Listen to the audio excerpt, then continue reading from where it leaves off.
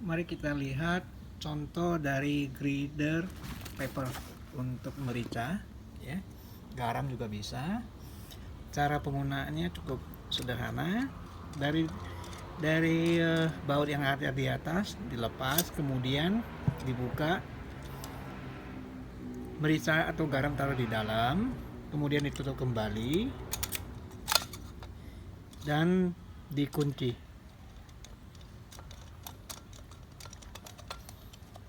Setelah itu tinggal diputar-putar untuk memotong dari bagian bawah, sehingga dia langsung jatuh ke masakan ataupun ke hidangan.